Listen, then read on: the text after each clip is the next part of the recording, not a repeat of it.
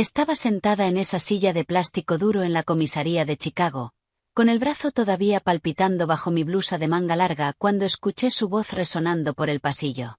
Ethan, mi esposo, el padre de mis hijas, el hombre al que había amado durante 18 años, y su voz sonaba tranquila, encantadora, incluso conversando con alguien en la recepción como si estuviera cerrando un negocio. El estómago se me revolvió. Me había seguido. Abracé mi bolso contra el pecho y sentí el teléfono vibrar dentro. Seguramente era el otra vez, el 10º mensaje desde que salí de la casa. Pero esta vez no iba a responder. Esta vez había cruzado una línea y no había vuelta atrás. Él lo sabía. Por eso estaba allí. La puerta de la pequeña sala se abrió y una agente de policía con el cabello recogido en un moño apretado entró. Su uniforme estaba impecable, sus ojos cansados, la mirada de alguien que había visto esa escena 1000 veces. Se sentó frente a mí, encendió el ordenador y suspiró antes de pedirme mi nombre completo. Sarah Miller, dije. Mi voz salió fina, casi un susurro. 42 años, dentista, casada, 2 hijas. Tecleó despacio. El golpeteo de las teclas parecía demasiado fuerte en la sala pequeña que olía a café rancio y papel. Miré mis manos. Mis uñas estaban perfectamente cuidadas, pintadas en un tono nude neutro. Las uñas de una mujer que tiene tiempo, dinero y una vida organizada. Uñas que no encajaban con el moretón morado oscuro que se extendía bajo la manga de mi blusa. ¿Qué viene a denunciar hoy, Sarah? Abrí la boca, la cerré, la volví a abrir. Las palabras estaban atascadas en mi garganta, espesas y secas. Decirlo en voz alta a un desconocido en una comisaría significaba admitirlo, hacerlo real. Significaba que ya no era la Sarah con la bonita consulta en Lincoln Park. La Sarah que publicaba fotos de cenas familiares en Instagram. La Sarah con casi 2 años de matrimonio y un apartamento con vistas al parque. Mi esposo me agredió, dije. Y esta vez fue delante de mis hijas. Silencio. Ella dejó de teclear y me miró, no con lástima, sino con algo peor, reconocimiento, como si yo fuera una más. Y tal vez lo era. ¿Puede enseñármelo? Preguntó. Me subí la manga. El moretón estaba peor que esa mañana. Parecía una pintura abstracta. Tonos de morado profundo, azul oscuro con amarillo verdoso en los bordes. La marca de sus dedos era tan clara que se podían contar. 4 dedos, el pulgar al otro lado. Me había agarrado con tanta fuerza mientras gritaba a centímetros de mi cara que yo era una desagradecida, una histérica, que él trabajaba como un perro para mantener nuestro hogar y yo no lo reconocía, no lo valoraba, no lo merecía. Dijo que no merecía nada de lo que tenía, que sin él yo no era nada. Lo dijo mirándome directamente a los ojos. Luego apretó mi brazo hasta que grité. Y cuando grité, Emily y Sophie aparecieron en la puerta del dormitorio. Mis niñas lo vieron todo. Se me quebró la voz. No llores, Sarah, no aquí, no ahora. Había ensayado esto durante todo el trayecto en coche. Me prometí que sería fuerte, objetiva, firme. Pero cuando lo dices en voz alta, cuando sueltas lo que has estado guardando durante meses, durante años, todo se derrumba. Y yo me derrumbé allí mismo, en esa silla de plástico, mientras la gente sacaba un pañuelo de la caja sobre su escritorio y me lo entregaba sin decir palabra. Voy a llamar al detective, dijo levantándose. Necesita escuchar esto. No, dije rápido, agarrándole el brazo. Está ahí fuera, mi esposo. Me siguió. Vi su coche aparcado delante. Frunció el ceño. ¿Tiene una orden de alejamiento? Aún no. Yo solo vine a presentar una denuncia. Necesito pruebas para pedir el divorcio. Necesito que quede constancia de que me golpeó, de que es agresivo, porque intentará usar la custodia de las niñas en mi contra. Siempre lo hace. Siempre consigue que yo parezca la loca. Ella asintió y pude ver que conocía ese guión de memoria. ¿Cuántas mujeres se habrían sentado en esa misma silla? ¿Cuántas habrían contado la misma historia con palabras distintas? Espere aquí, dijo, y salió. Me quedé sola en la sala. El viejo aire acondicionado zumbaba como el motor de un frigorífico averiado. Escuchaba voces apagadas afuera, pasos, un teléfono sonando. Y entonces volví a oír la voz de Ethan, más fuerte esta vez, impaciente. Preguntaba si podía hablar conmigo, decía que todo era un malentendido, que éramos un matrimonio, que era un asunto familiar. Cerré los ojos, respiré hondo, el olor a café viejo mezclado con limpiador a pino. Sentí el sabor metálico del miedo en la boca. Pero debajo del miedo había algo más. Rabia. Una rabia silenciosa y fría que llevaba meses alimentando.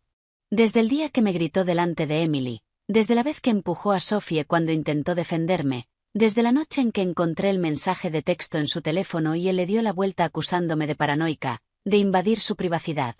Había esperado demasiado, soportado demasiado, creído durante demasiado tiempo que cambiaría, que solo era una mala racha, que el Ethan que conocí al principio volvería. Pero ese Ethan nunca existió. O tal vez solo existió el tiempo suficiente para que me casara con él, me quedara embarazada y entrelazara mi vida con la suya de una forma que parecía imposible de deshacer. Pero yo tenía un secreto, una carta bajo la manga que él no podía imaginar. La puerta se abrió de nuevo. Entró un hombre de poco más de 50 años. Barba canosa bien recortada, el traje arrugado de un detective. Llevaba una carpeta color manila bajo el brazo y una expresión seria que no era exactamente dura, pero tampoco amable. Era profesional, cansada, como alguien que ha visto lo peor de la humanidad y aún así se presenta a trabajar cada día. ¿Sarah Miller? Preguntó sentándose en la silla que la agente había dejado libre. Soy el detective Evans. La agente me puso al tanto. Agresión física, ¿correcto? Asentí. Abrió la carpeta, sacó un bolígrafo. ¿Puede contarme qué pasó? Y se lo conté desde el principio, desde la estúpida discusión por los platos que había dejado en el fregadero por milésima vez, desde el momento en que dije que estaba cansada, que yo trabajaba tan duro como él, que también merecía un descanso. Desde el momento en que se levantó lentamente de su silla, de esa manera que tiene cuando está perdiendo el control, y caminó hacia mí. Me agarró aquí, dije mostrando de nuevo el brazo, y gritó que yo no valía nada, que si no fuera por él sería solo otra dentista en alguna clínica de barrio, que el dinero con el que monté mi consulta era un préstamo de su empresa constructora, que podía quitármelo todo. El detective dejó de escribir y me miró. ¿Dijo que podía quitárselo todo? Siempre lo dice, que dependo de él, que sin él no soy nada. ¿Y la clínica, a nombre de quién está? A mi nombre. Compré el local con la herencia de mi madre. Él lo sabe, pero le gusta retorcer las cosas, ¿sabe? Hace que parezca que todo lo que tengo es gracias a él. El detective me observó unos segundos. Luego preguntó, ¿cuál es el nombre completo de su esposo? Ethan Hayes, 45 años, ingeniero civil, socio en esa gran constructora de aquí en Chicago, Hayes Construcción. Su corazón dio un vuelco. Sí, ¿cómo lo sabe? No respondió. En cambio, se levantó, fue a un archivador metálico en la esquina de la sala, abrió un cajón y empezó a buscar algo. El sonido de las carpetas al moverse era ensordecedor. Se me secó la boca. Sarah, dijo, aún de espaldas mientras sacaba una carpeta gruesa. Conozco a ese hombre. Se giró, volvió a la mesa y colocó la carpeta frente a mí. Su nombre estaba escrito en la pestaña, pero no era lo único. Había otros nombres. 3 nombres de mujeres que nunca había visto antes. El detective abrió la carpeta despacio, como quien abre una caja sabiendo que dentro hay una serpiente. Y entonces los vi. Informes policiales. 3. Todos contra Ethan Hayes. Todos por agresión. Todos archivados porque las mujeres se negaron a presentar cargos. El suelo desapareció bajo mis pies. ¿Esto es real? El detective asintió. Su esposo ha sido denunciado por violencia doméstica 3 veces. Casos anteriores a su matrimonio. 2 novias y una prometida. Todas retiraron la denuncia. Lo recuerdo porque yo era agente de patrulla en ese entonces. Y una de esas mujeres casi muere. Le rompió 2 costillas, pero su familia apareció, ofreció dinero y ella se echó atrás. No podía respirar. 3 mujeres, 3 antes que yo, y él nunca lo mencionó, nunca admitió que tenía antecedentes. Me había casado con un agresor en serie. Había metido a mis hijas en una casa con un hombre que casi mata a alguien. Sara, dijo el detective, y su voz era más baja ahora, casi suave. Usted no es la primera, y si no hace algo ahora, probablemente no será la última. Las lágrimas salieron calientes y rápidas. No quería llorar, pero era imposible contenerlas. Porque todos esos años pensé que el problema era yo. Que lo provocaba.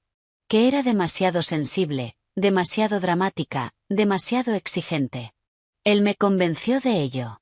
Me hizo creer que ningún otro hombre me soportaría, que tenía suerte de tenerlo. Pero no era verdad.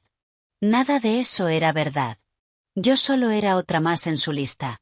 Otra mujer que había elegido para destruir poco a poco. ¿Puede ayudarme? Pregunté. Puedo y lo haré.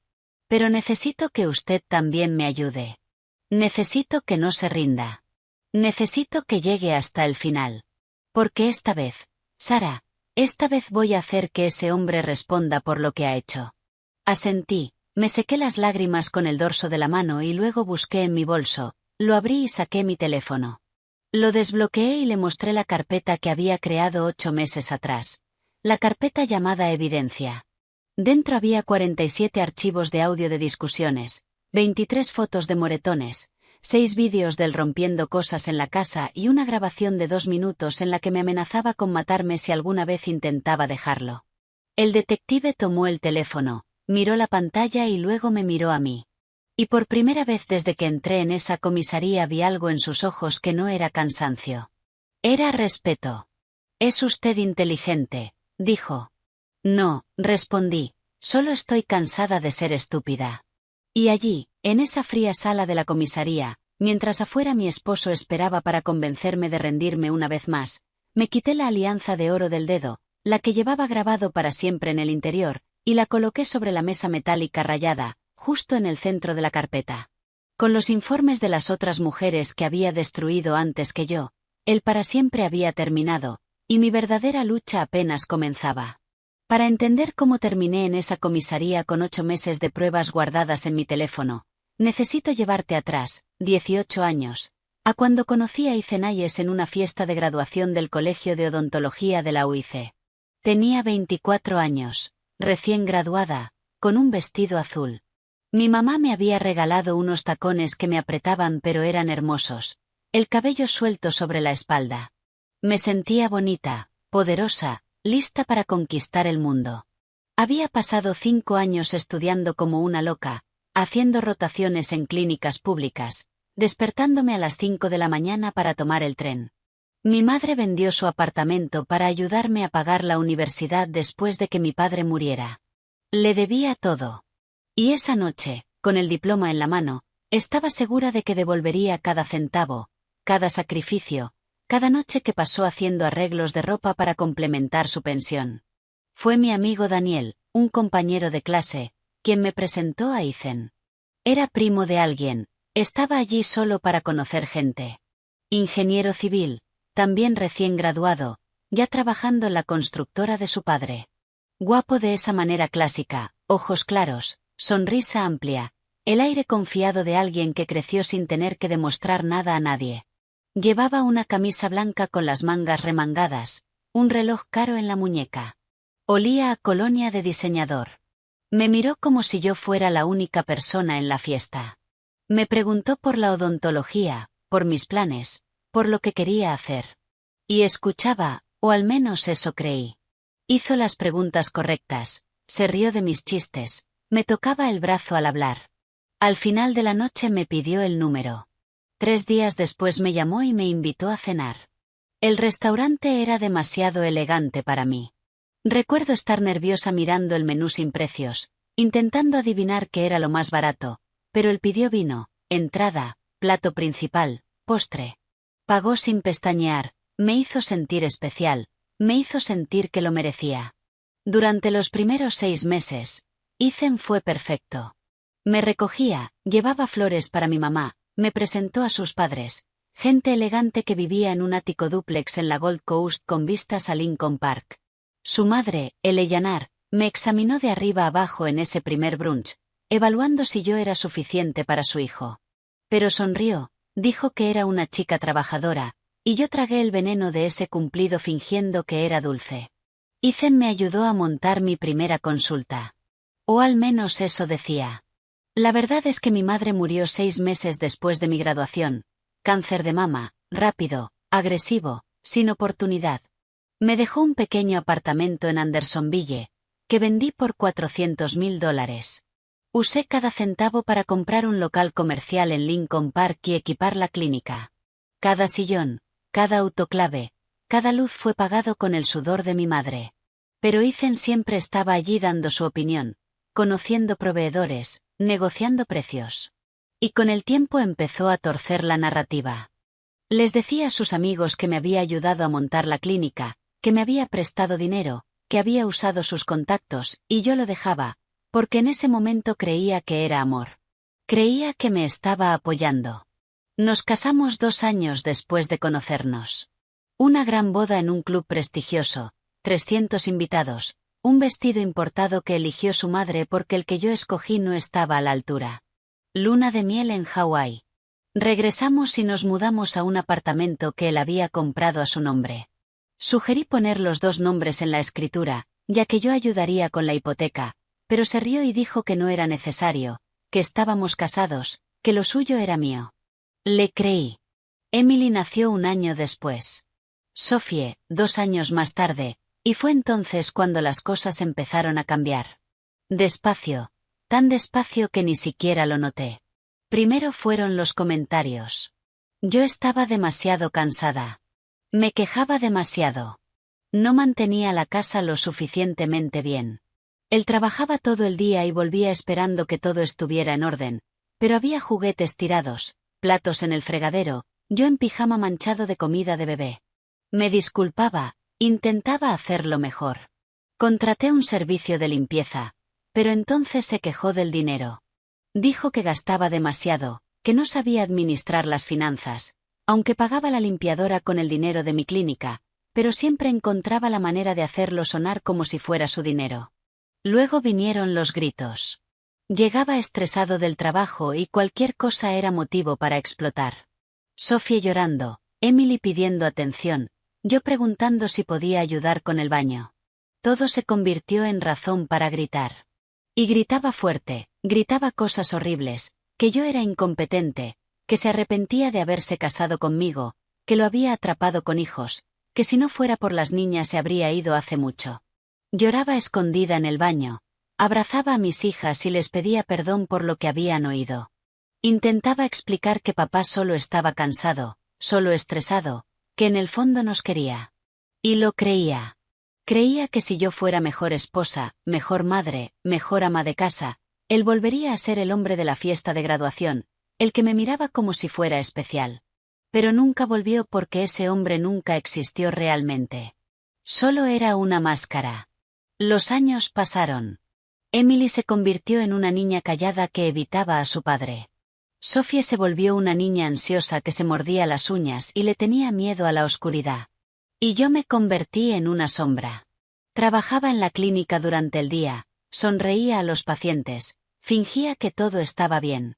Volvía a casa y caminaba sobre cáscaras de huevo, midiendo cada palabra, cada gesto, intentando no provocar una explosión. Ethan empezó a controlar el dinero. Yo ganaba bien en la clínica, pero insistió en que depositara todo en una cuenta conjunta. Decía que era para facilitar las cosas, para administrarlo juntos, pero él era quien tenía el control. Decidía que era un gasto esencial y que era un capricho mío. Tenía la contraseña de la banca en línea. Yo pedía comprar ropa para las niñas y tenía que justificar cada centavo, pero él se compraba un reloj de $500 y decía que era una inversión. Hubo un momento en que intenté enfrentarme. Dije que quería mi propia cuenta separada, mi propio dinero. Me aplicó la ley del silencio durante una semana. Me ignoraba cuando entraba en una habitación. Giraba la cabeza cuando intentaba hablar. Las niñas lo notaron y estaban aterrorizadas. Al final cedí. Me disculpé. Dije que estaba siendo tonta y volvimos a su rutina. Luego empezaron los empujones. Nada que dejara marca, solo cuando discutíamos y yo me acercaba demasiado. Me empujaba con fuerza o me agarraba la muñeca con dureza cuando intentaba salir de la habitación durante una pelea. La primera vez que realmente me empujó fue hace 3 años. Caí hacia atrás sobre el sofá, me golpeé la cabeza con el reposabrazos, vi estrellas. Dio un portazo al salir. Regresó 2 horas después con flores y una disculpa. Dijo que había perdido el control, que estaba bajo presión en el trabajo, que no volvería a pasar. Volvió a pasar, una y otra vez. Y yo empecé a aceptarlo, a normalizarlo, a creer que tal vez si lo provocaba, que tal vez era demasiado dramática. Lo decía tan a menudo que empecé a dudar de mí misma. ¿Estaba exagerando? ¿Eran todos los matrimonios así? ¿Era demasiado débil para manejar a un hombre de verdad? Pero un día todo cambió. Fue hace 8 meses. Emily estaba en su habitación haciendo deberes. Sophie veía la televisión en la sala. Yo estaba en la cocina preparando la cena cuando Ethan llegó. Había estado bebiendo, no mucho, pero lo suficiente para estar más suelto, más cruel. Empezó a quejarse de la comida antes incluso de que la sirviera. Dijo que estaba harto de la pasta, que él pagaba las cuentas y merecía algo mejor. Respiré hondo. Dije que si quería algo diferente también podía cocinar, que yo trabajaba tanto como él y estaba cansada. Fue lo peor que pude decir. Lanzó el plato al fregadero. Se hizo añicos. Los fragmentos de cerámica volaron. Uno me cortó la mano. Grité y vino hacia mí. La cara roja, el dedo frente a mi rostro, gritando que yo era una desagradecida, que sin él no era nada, que podía dejarme en la calle con las niñas sin un centavo. Emily apareció en la puerta de la cocina. Nunca olvidaré su cara, el miedo en sus ojos, la decepción, la mirada que decía, «Mamá, ¿por qué le permites hacer esto?» Y en ese momento decidí, no exactamente en ese segundo porque aún estaba demasiado aterrorizada, pero esa noche, acostada a su lado mientras él dormía como si nada hubiera pasado, decidí que me iba. Pero no de cualquier manera. No sin protección, no sin pruebas. Porque conocía a Ethan. Conocía su forma de retorcer la verdad, de hacerme parecer loca, de poner a todos en mi contra. Si simplemente pedía el divorcio, usaría su dinero, sus abogados, sus contactos para destruirme. Intentaría quedarse con la custodia de las niñas, diría que yo era inestable, negligente, que abandoné a la familia. Así que empecé a grabar. Cada vez que empezaba a gritar encendía la grabadora de voz del teléfono y lo dejaba en el bolsillo del delantal, en el bolso sobre la mesa. Grabé 47 discusiones. 47 veces me llamó incompetente, estúpida, inútil, 47 veces dijo que me dejaría en la calle, que me quitaría a mis hijas, que me destruiría. Empecé a fotografiar cada marca, cada moretón, cada rasguño. Cada vez que me agarraba el brazo con demasiada fuerza, me apretaba la muñeca, me empujaba la cabeza. 23 fotos en 8 meses. Lo grabé rompiendo cosas 6 veces, platos, vasos, el control remoto, la puerta del armario, cosas que luego afirmaría que yo había roto, que yo lo había provocado, que era mi culpa. Y luego está la grabación de 2 minutos, la peor, la que grabé en secreto hace 3 semanas cuando mencioné la palabra divorcio por primera vez. Solo dije que tal vez sería mejor para nosotros, que no éramos felices, que las niñas estaban sufriendo. Cerró con llave la puerta del dormitorio, se acercó a mi cara y dijo con esa voz baja y fría que era peor que los gritos: «Si alguna vez intentas dejarme, Sarah, acabaré contigo. Te quitaré a tus hijas. Cerraré tu clínica. Le diré a todos que estás loca, que me engañaste, que no vales nada. Y si eso no es suficiente, te mataré. ¿Me oyes? Te mataré y nadie lo sabrá jamás». Grabé cada palabra y la guardé en una carpeta protegida con contraseña. Llamé a mi amiga Jessica, una abogada que conocía desde la universidad, ahora una de las mejores especialistas en derecho de familia y violencia doméstica. Le conté todo, le mostré las pruebas. Me explicó la estrategia. Dijo que necesitaba ir a la policía, presentar una denuncia, que con esas pruebas podría conseguir una orden de protección, la custodia de las niñas y una parte justa de los bienes. Pero tenía miedo. Miedo de que se enterara. Miedo de que cumpliera su amenaza. Miedo de perder a mis hijas. Hasta el empujón delante de ellas hace 2 días. El empujón que dejó la marca morada. El empujón que Emily vio y empezó a llorar. El empujón que Sophie, de 13 años, grabó en secreto con su teléfono porque mi hija ya sabía que necesitábamos pruebas. Fue entonces cuando supe que era ahora o nunca. Tomé a las niñas, las dejé en casa de mi hermana. Ella siempre había sospechado de Ethan. Les dije que tenía que ocuparme de algo y conduje directo a la comisaría. Y ahora, sentada en esa sala mirando los informes de las otras mujeres, lo entendí todo. Ethan no me había elegido por casualidad. Tenía un patrón. Mujeres a las que podía controlar, mujeres que dependían de él de alguna manera, mujeres a las que podía destruir lentamente hasta que ya no supieran quiénes eran. Pero conmigo cometió un error. Porque debajo de todo, debajo del miedo y la inseguridad que él había sembrado en mí, todavía estaba la Sara que se pagó la carrera a sí misma. La Sara que construyó una clínica desde cero. La Sara que heredó la fuerza de una madre que vendió su casa para pagar la educación de su hija, y esa Sara no iba a rendirse. El detective Evans cerró la carpeta y me miró a los ojos. ¿Estás lista para llegar hasta el final?, preguntó. Lo estoy, dije. Y esta vez mi voz no tembló.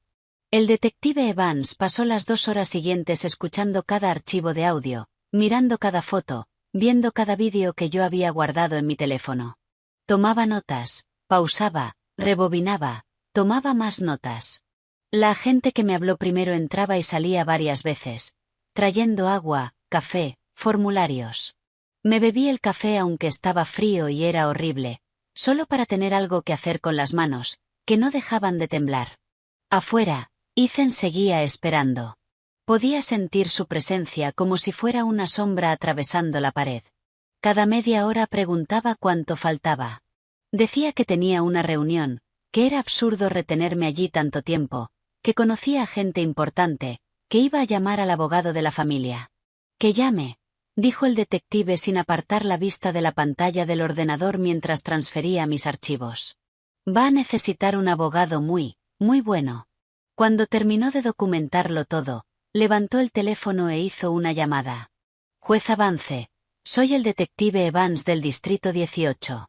Perdone que la moleste fuera de horario, pero tengo un caso urgente aquí. Necesito una orden de protección de emergencia. Riesgo inminente. El agresor está aquí mismo en la comisaría ahora, esperando a la víctima. Tiene un historial de 3 denuncias previas que fueron retiradas. Esta vez, la víctima tiene pruebas grabadas, 47 audios, 23 fotos de lesiones, 6 vídeos de daños a la propiedad y una amenaza de muerte grabada de forma directa. Hubo una pausa mientras escuchaba. Luego, sí, señora. Se lo estoy enviando todo por correo ahora mismo. Gracias. Colgó y me miró. ¿Tienes dónde quedarte esta noche? ¿Algún lugar que él no conozca? En casa de mi hermana. Él sabe dónde vive, pero nunca ha estado allí. No se lleva bien con mi familia. Bien. Irás allí ahora. La jueza firmará la orden de protección esta noche. Para mañana por la mañana no podrá acercarse a menos de 500 pies de ti o de tus hijas. No puede llamar, ni escribir, nada. Si la viola, queda detenido en el acto. ¿Y el apartamento?, pregunté. Mis cosas, las cosas de las niñas. Mañana por la mañana volverás con escolta policial y recogerás lo que necesites. El resto lo resolveremos después. El resto. El apartamento de 2,5 millones de dólares, los muebles que yo había elegido, la ropa, los libros, los juguetes de las niñas, las fotos familiares enmarcadas que ahora eran solo mentiras enmarcadas. Toda la vida que había construido y que ahora tendría que desmontar pieza por pieza. Tengo mi clínica, dije. Soy dueña del edificio. Hay un pequeño apartamento arriba que uso para descansar entre citas. Podemos quedarnos ahí mientras lo organizo todo. Incluso mejor. ¿Tiene alarma? ¿Cámaras? Las instalé el mes pasado. El detective sonrió por primera vez. ¿De verdad te preparaste para esto? Tuve 8 meses para planear. Se levantó. Voy a traerlo aquí. Voy a notificarle sobre el informe policial y sobre la orden de protección que está en camino. Va a perder los nervios. Lo negará todo. Intentará convencerme de que estás loca. He visto esta película 1000 veces. ¿Quieres estar aquí o prefieres salir por la puerta de atrás? Quiero estar aquí. ¿Estás segura? Absolutamente. Porque necesitaba verlo. Necesitaba ver su cara cuando supiera que esta vez no me iba a echar atrás, que esta vez había sido más lista, que había subestimado a la mujer a la que llamaba estúpida, incompetente, inútil. El detective salió. Escuché su voz en el pasillo llamando a Ethan por su nombre. Escuché sus pasos acercándose. Me latía el corazón tan fuerte que pensé que podría desmayarme, pero respiré hondo, entrelacé las manos sobre el regazo y mantuve la espalda recta. La puerta se abrió.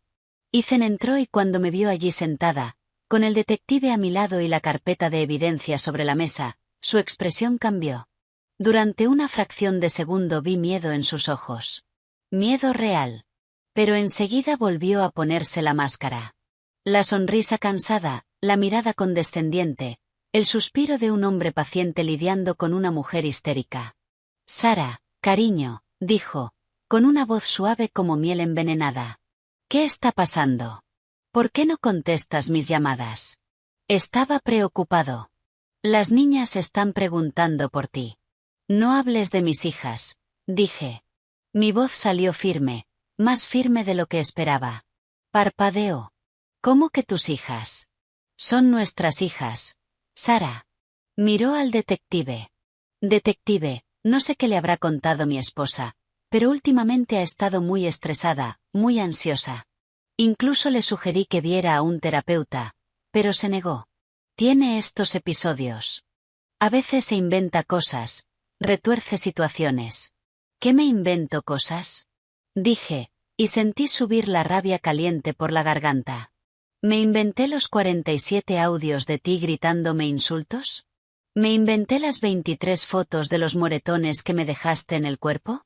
¿Me inventé los vídeos de ti destrozando platos y el control remoto? ¿Me inventé tu voz amenazando con matarme si pedía el divorcio? Su cara se quedó blanca. ¿Tú me grabaste? Grabé todo durante 8 meses. Cada grito, cada amenaza, cada acto de violencia, y ahora el detective tiene una copia de todo. Ethan miró al detective. Ella no puede hacer eso. Es una invasión de privacidad. Es ilegal. El detective cruzó los brazos. En realidad, señor Hayes, sí puede. En Illinois es legal grabar una conversación de la que usted forma parte. Y créame, lo he escuchado todo, cada segundo, incluida la parte en la que usted dice que la va a matar. Eso se llama amenaza de muerte. Y combinado con la agresión física, las 23 pruebas fotográficas, los vídeos de daños a la propiedad y el historial de 3 denuncias anteriores que tiene en este departamento, yo diría que está en una situación muy complicada. Ethan dio un paso atrás. ¿Qué historial? ¿Qué 3 denuncias? El detective abrió la carpeta antigua. ¿Reconoce estos nombres?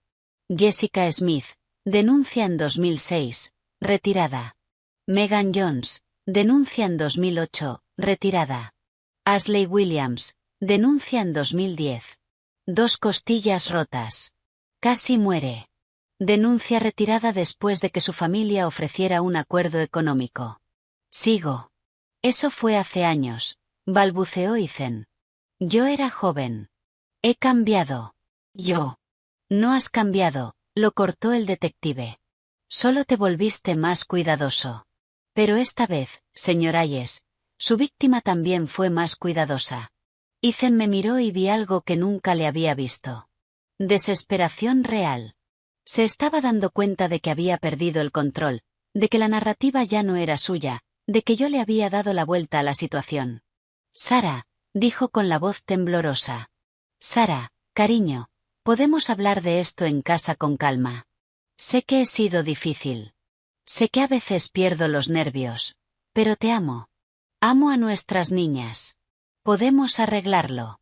No necesitamos involucrar a la policía. Piensa en las niñas. Piensa en el escándalo. Mis padres, mis socios, todos lo sabrán. Debiste pensar en eso antes de ponerme una mano encima, dije. Dio otro paso hacia mí. Sara. El detective se levantó.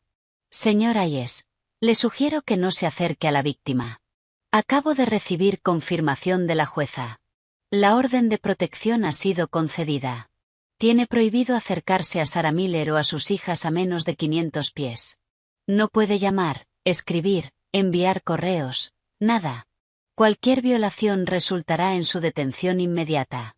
Ethan se quedó paralizado. Esto es ridículo. No puedo ver a mis propias hijas. Sus hijas hablarán con un psicólogo infantil designado por el tribunal. Después de eso, la jueza decidirá sobre visitas supervisadas. Por ahora, no. ¿Y mi casa? ¿Me están echando de mi propia casa?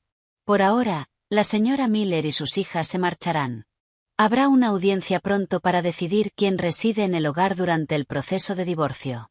Ethan soltó una risa amarga. ¿Divorcio? Sara, tú no me vas a divorciar. Tengo los mejores abogados de Chicago. Tengo dinero. Tengo conexiones. No vas a conseguir nada. Entonces me levanté. Lo miré directamente a los ojos y dije, ¿de verdad crees que te tengo miedo después de 18 años aguantando tus gritos, tus empujones, tus humillaciones? ¿Crees que voy a rendirme ahora? Me subestimaste, Ethan. Pensaste que era débil. Pensaste que dependía de ti. Pero tengo mi clínica. Tengo mi propio dinero. Tengo mis pruebas. Y tengo una abogada que está esperando verte en el juzgado. ¿Qué abogada? En ese momento sonó mi teléfono. Era Jessica. Puse el altavoz. Sara, ¿está todo bien por ahí? Su voz resonó en la sala. Todo está perfecto, Jessica. El detective acaba de confirmar la orden de protección. Perfecto. Ya preparé la demanda de divorcio contencioso con solicitud de custodia exclusiva de las niñas y división de bienes. La presento en el Daily Center mañana a primera hora. Y Sara, esa información que me diste sobre el desfalco en la empresa constructora, ya se la pasé a la Fiscalía del Estado. Van a querer hablar con Ethan muy pronto. La cara de Ethan se puso roja. ¿Qué desfalco? ¿Qué información? Yo sonreí. Esos $120,000 que moviste de la cuenta conjunta durante los últimos 6 meses, Ethan. ¿Creíste que no me daría cuenta? ¿Creíste que no vería los extractos? Lo transferiste a nombre de tu secretaria y pensaste que yo era demasiado estúpida para descubrirlo, pero lo hice. Y también descubrí que estás usando dinero de la empresa para pagar la hipoteca del apartamento de tu amante. Amanda, ¿verdad? La chica guapa de 28 años, que vive en un apartamento de $600,000 en el West Loop, que compraste a su nombre para que tu esposa no se enterara. Pues bien, Ethan, me enteré. Silencio absoluto. Incluso el detective parecía impresionado. ¿Cómo? ¿Cómo lo sabes? Susurró Ethan. Porque durante los últimos 8 meses no solo estaba grabando audios. Cariño, contraté a un investigador privado. Te siguió. Te fotografió entrando y saliendo de su apartamento, te fotografió cenando en restaurantes de las afueras donde creías que nadie te reconocería. Fotografió el contrato de compra del apartamento y descubrió que estás usando la empresa como pantalla para ocultar bienes. La voz de Jessica volvió a sonar por el altavoz, y eso, señor Hayes, se llama fraude fiscal, blanqueo de dinero y malversación. Los socios de Hayes Construcción también van a querer hablar con usted. Me imagino que a su padre le encantará saber que está usando el negocio familiar para financiar su aventura. Ethan se tambaleó, agarrándose de la mesa para no caer. Tú planeaste esto. Me tendiste una trampa. No, dije. Tú te tendiste la trampa solo. Yo solo recogí las piezas. El detective se levantó.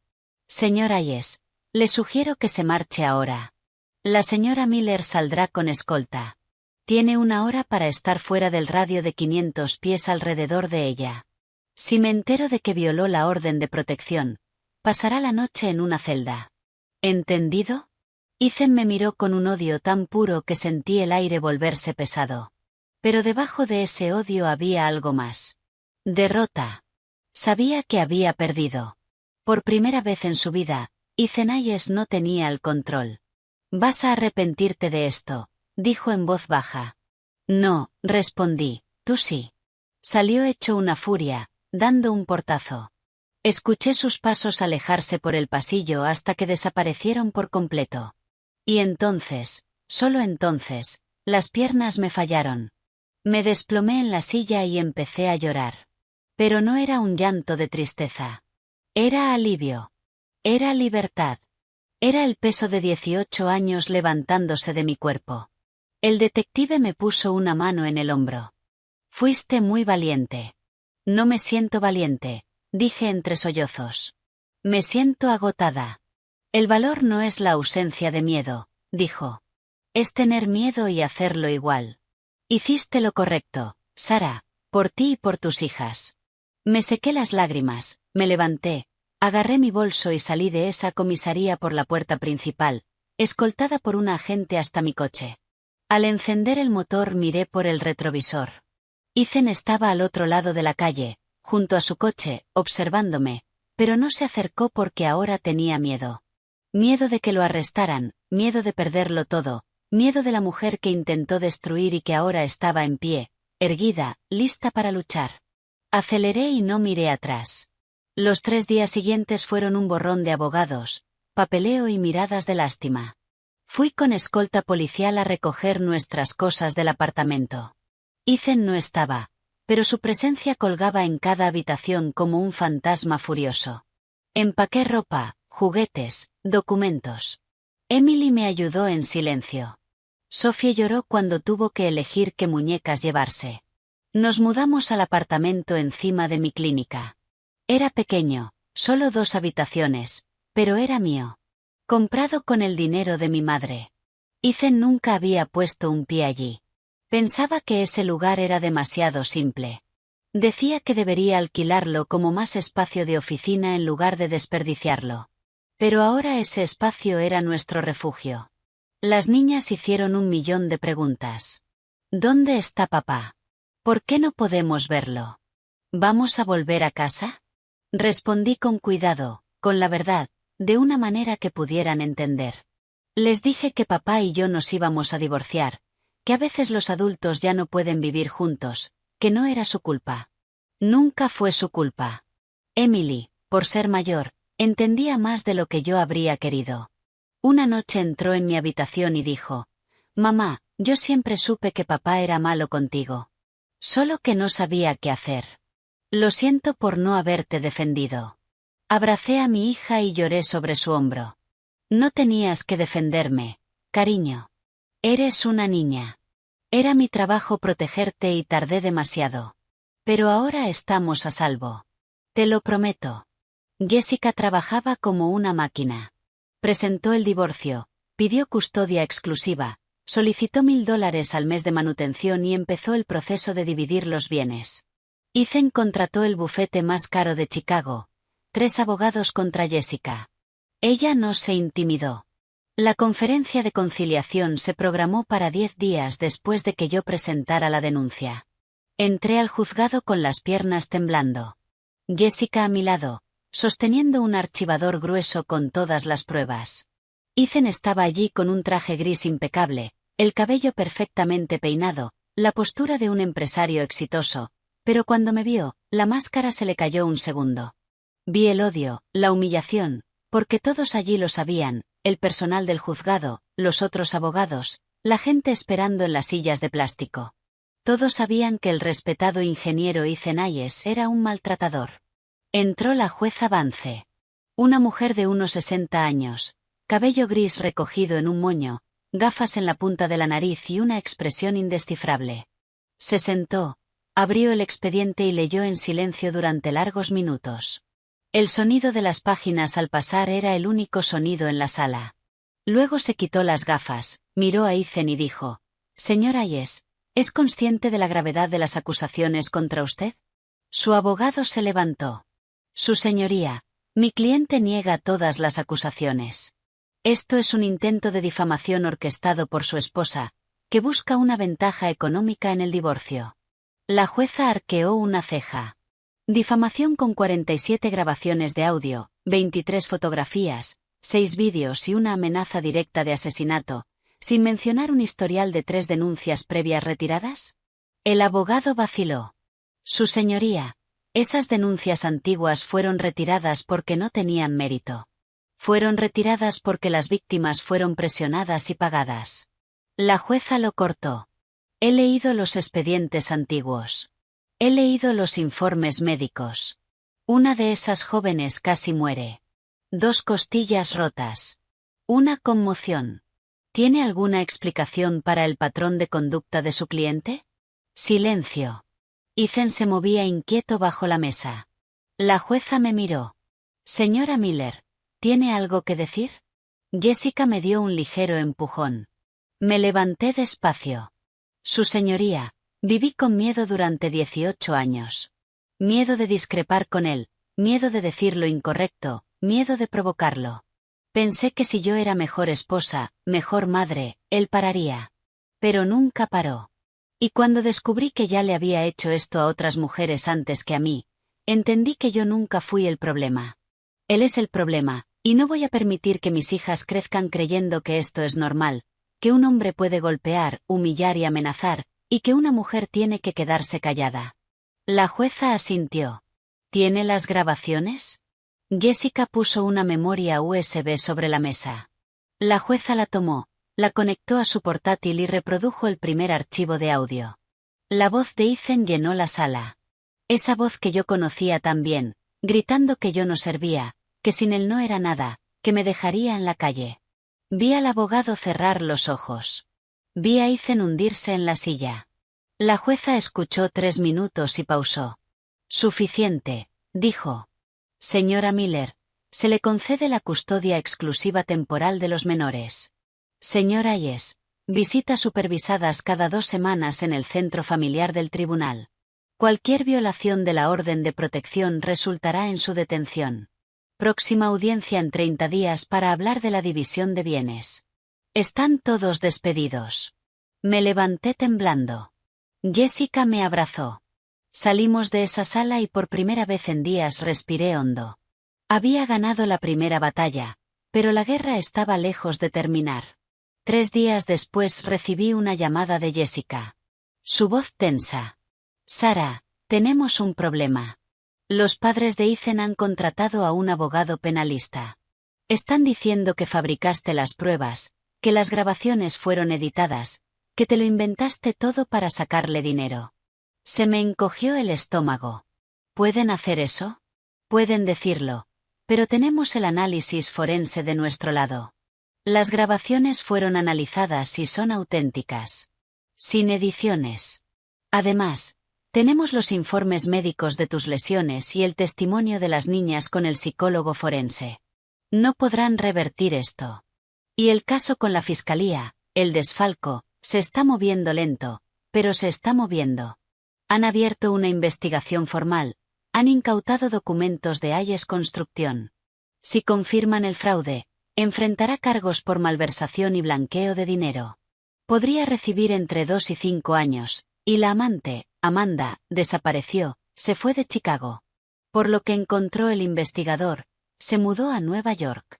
Probablemente se asustó de verse involucrada en la investigación. Así que también perdió a su amante. Por primera vez en días, Jessica se rió. Perdió a su amante. Está perdiendo su matrimonio y podría perder parte de su empresa. Yo diría que el karma está trabajando horas extra. Pero el karma aún no había terminado. Una semana después de la audiencia, el padre de Ethan, Richard Hayes, el fundador de la constructora, pidió una reunión conmigo. No quería ir. Me aterrorizaba el hombre que siempre me miró como si yo fuera mercancía defectuosa que su hijo había traído a casa. Pero Jessica dijo que era importante, que necesitaba escuchar lo que tenía que decir. Nos reunimos en una cafetería neutral en el centro. Llegó puntual, traje oscuro, corbata, cabello blanco peinado hacia atrás. Se sentó frente a mí sin saludar. Seré directo, dijo. He visto las pruebas. He escuchado las grabaciones. Mi hijo es un cobarde y un criminal, y esta vez no voy a protegerlo. Me quedé en silencio, atónita. Él continuó. Cuando lo denunciaron hace años, yo pagué a esas jóvenes para que se callaran. Pensé que era joven, inmaduro, que aprendería. No aprendió. Empeoró. Y ahora está arrastrando el apellido de la familia, el nombre de la empresa, por el barro. Así que estoy aquí para proponer un trato. ¿Qué tipo de trato?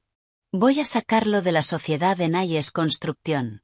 Su parte pasará a sus hermanos. Tú te quedas con el apartamento de Lincoln Park, la propiedad total de tu clínica, y depositaré $1,500,000 en tu cuenta como compensación por los años de abuso. A cambio, no demandas a la constructora por daños y no arrastras el nombre Ayes por los medios más de lo necesario. Miré a Jessica. Me devolvió una mirada que decía, es una buena oferta. Volví a mirar al señor Ayes. ¿Y él, Ethan? ¿Qué castigo enfrentará? Responderá por sus crímenes. No voy a pagarle un abogado penalista caro. Se defenderá solo. Y cuando la investigación del Estado termine, si es condenado, cumplirá su condena sin mi interferencia. ¿Y mis hijas? Quiero la garantía de que no obtendrá custodia compartida. Solo visitas supervisadas hasta que sean adultas. Aceptado. Firmaré un documento apoyando tu solicitud de custodia exclusiva. ¿Por qué hace esto? Pregunté. Después de todo, es su hijo. El señor Ayes me miró a los ojos y por primera vez vi algo parecido al remordimiento. Por mi esposa, Eleanor. Ella te dijo algo hace muchos años, la primera vez que viniste a nuestra casa. Te dijo que eras una chica trabajadora. ¿Recuerdas?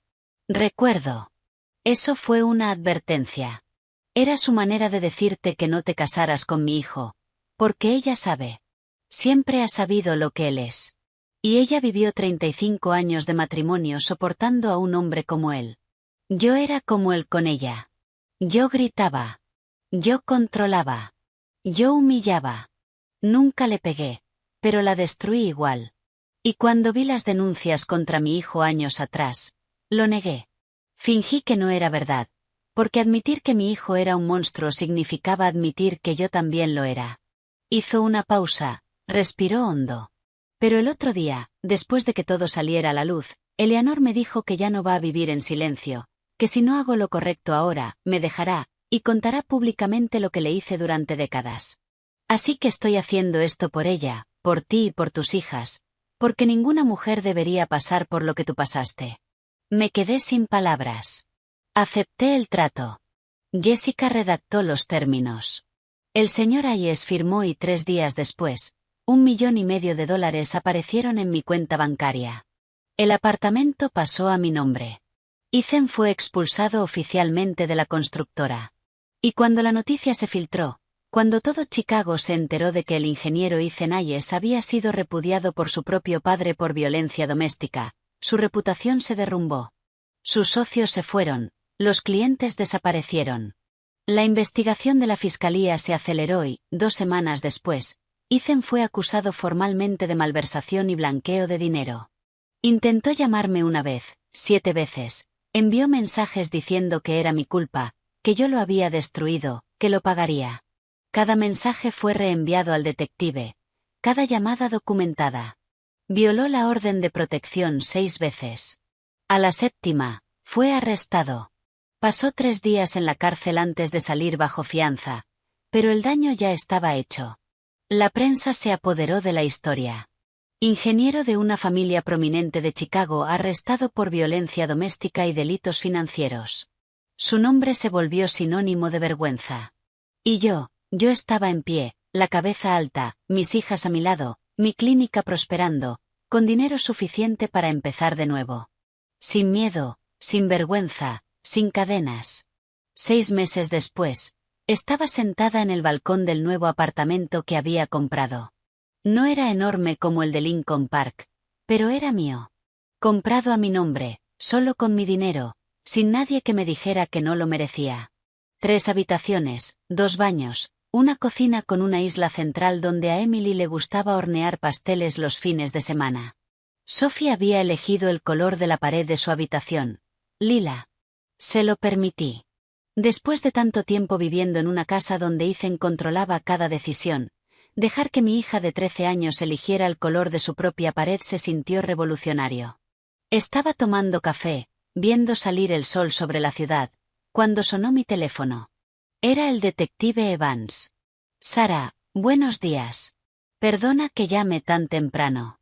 No pasa nada, detective. ¿Ha ocurrido algo? Sí. Ayer salió el veredicto del caso penal. Ethan fue declarado culpable. Fue condenado a 4 años y medio en una prisión estatal por malversación, blanqueo de dinero e intimidación. Empezará a cumplir la condena el mes que viene. Cerré los ojos y respiré hondo. 4 años y medio. No era suficiente para lo que había hecho. Nunca lo sería, pero era algo. Era el sistema funcionando. Era el sistema diciendo que hombres como él no se salen con la suya para siempre. Gracias por avisarme, dije. Y hay una cosa más. Las otras 3 mujeres a las que agredió se pusieron en contacto conmigo. Vieron el caso en las noticias. Quieren reabrir sus denuncias antiguas. Ahora que él ha sido condenado, se sienten lo bastante seguras como para hablar. Así que el proceso podría alargarse. Podría recibir más tiempo. Sentí algo cálido en el pecho. No era felicidad. Era justicia. Por fin van a recibir apoyo.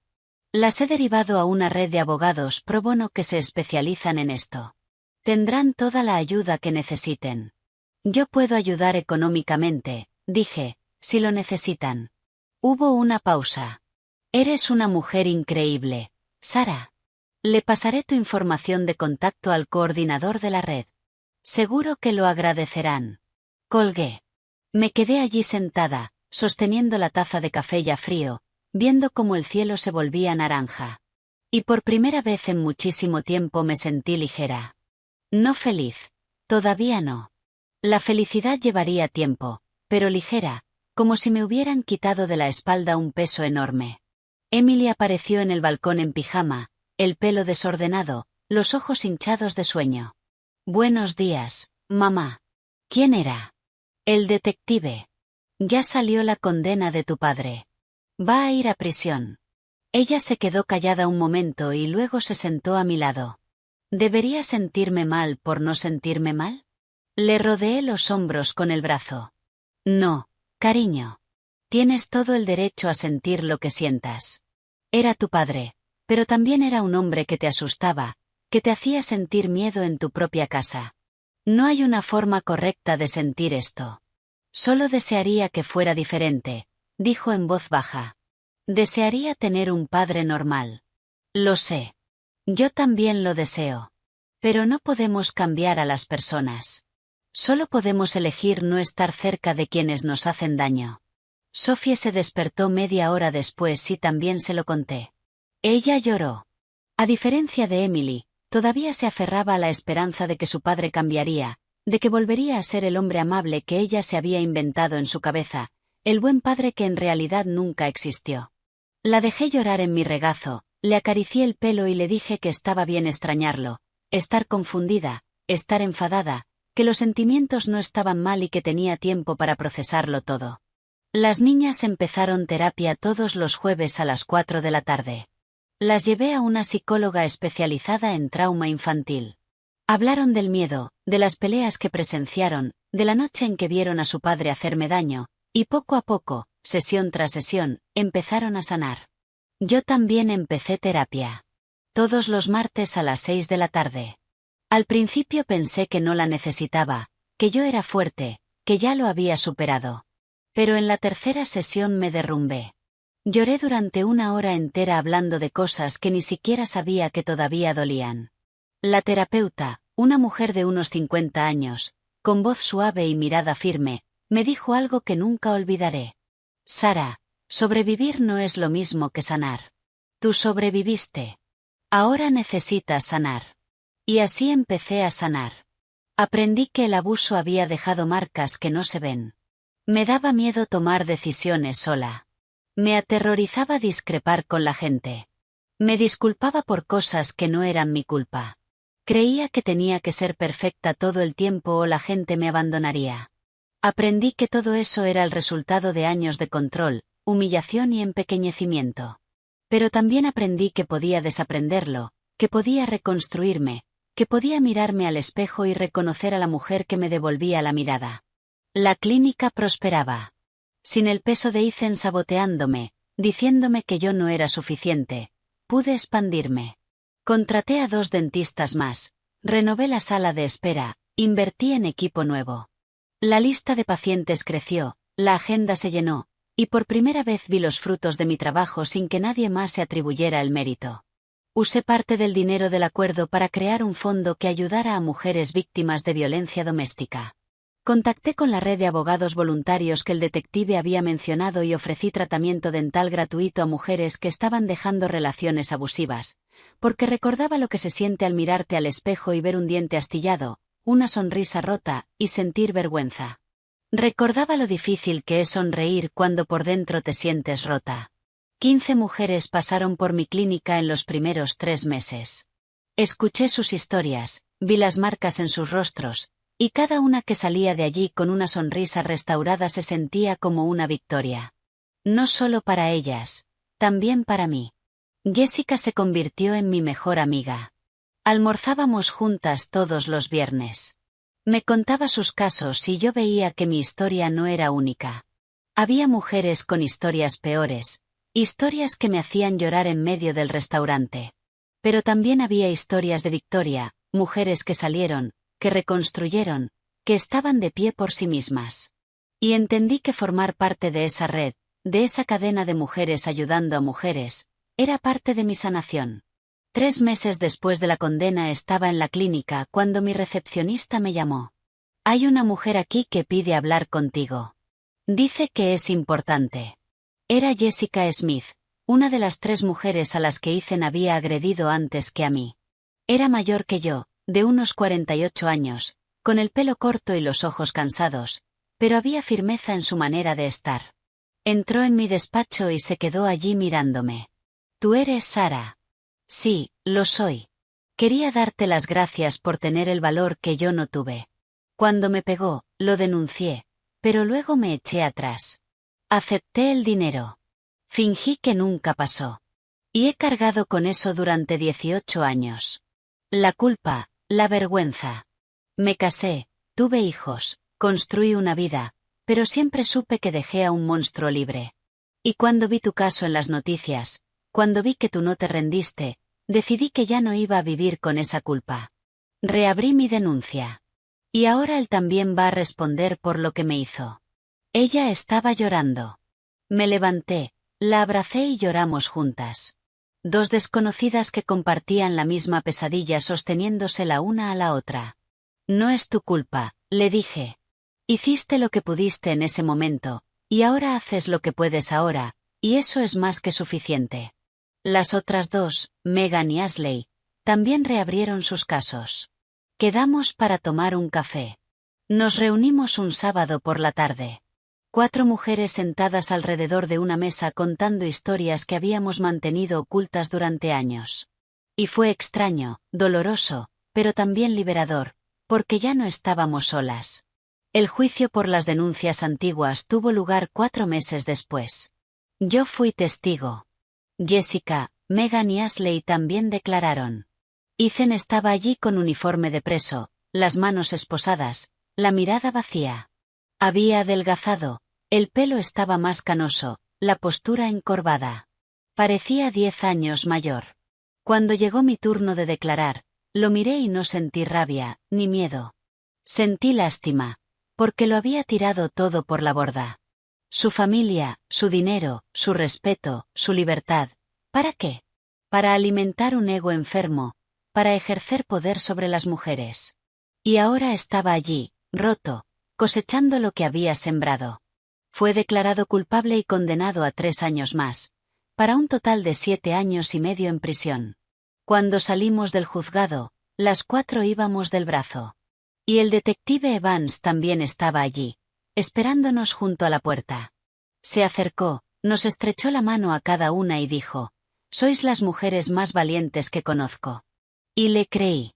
Hoy, un año después de entrar por primera vez en esa comisaría con el brazo amoratado y una alianza en el dedo, me despierto sin miedo. Me despierto y preparo café. Me despierto y llevo a mis hijas al colegio. Me despierto y voy a trabajar a una clínica que es mía, construida con mi propio sudor. Me despierto sabiendo que soy libre. Libre del hombre que intentó destruirme. Libre de la narrativa que él construyó. Libre para ser quien siempre fui bajo todo ese miedo. Una mujer fuerte, capaz, merecedora de respeto. No voy a mentir y decir que todo es perfecto. Hay días malos. Hay noches en las que me despierto de una pesadilla en la que él me está gritando. Hay momentos en los que me sorprendo disculpándome por cosas triviales, actuando como si necesitara la aprobación de alguien. Pero esos momentos son cada vez más raros. Y cuando llegan, respiro hondo, recuerdo lo lejos que he llegado y sigo avanzando. Las niñas están bien.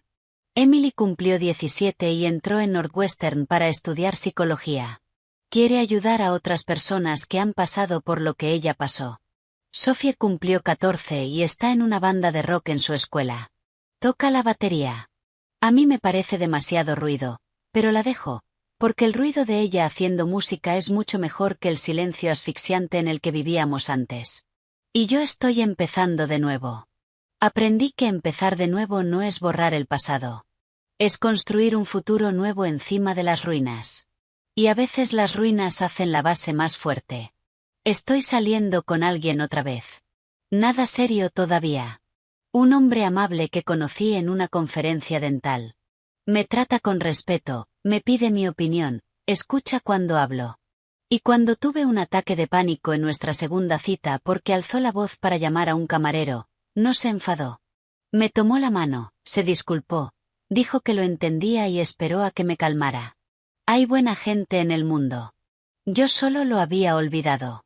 Mi historia es de supervivencia, pero más que eso, es una historia de recuperación. Es sobre recuperar la voz que fue silenciada, el poder que fue robado y la vida que quedó en pausa. Es un recordatorio de que la dignidad no se negocia, de que el amor propio debe ir primero, y de que nunca, jamás, es demasiado tarde para empezar de nuevo. Recuerda, eres más fuerte de lo que puedes imaginar.